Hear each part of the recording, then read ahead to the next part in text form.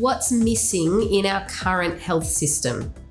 Essential areas of care that are fundamental to an older person's health and wellbeing are being missed.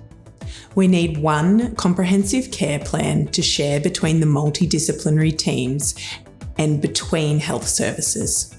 The Indigo 4Ms tool supports us to achieve this. The Indigo 4Ms tool is a conversation guide.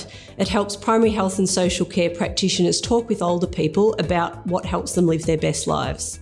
The tool covers what matters to the older person, medications, mobility, and mental wellbeing. It gives us a framework. It's not a tick box or a script. It just gives us something to work from.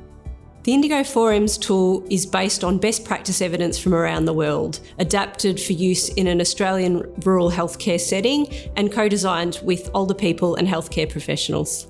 We're really good at providing holistic person-centred care, but we weren't covering all of the 4Ms all of the time and capturing this information in a way that could be shared. The tool gives us the opportunity to share and capture important information.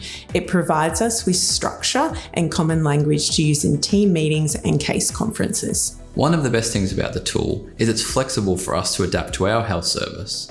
We went through the tool and picked out what we could do in each area and had some really thought-provoking conversations about what would be good to address. We started using the 4Ms in consultation straight away, and what we aim to do is integrate the 4Ms into assessment forms and intake processes, which is a longer-term goal. This is really important because we need a way to integrate and share information. The team was really receptive to the tool.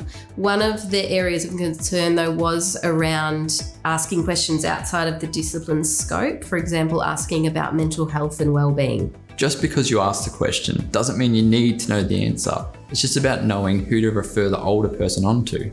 So the first thing we did was get a list of resources and external stakeholders. This gives the clinicians the ability to address things as they come up in consults. We're slowly working through the forms. We aren't changing a great deal, but what we are doing is putting prompts that reflect the tool.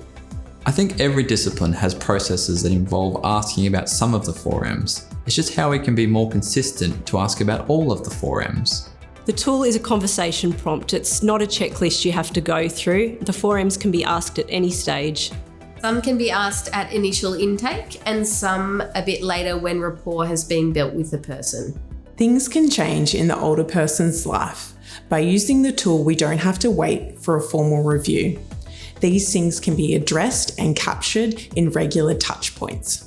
You don't want the person to be asked the same thing over and over again, and using collaborative shared care planning can be a way that we can avoid this.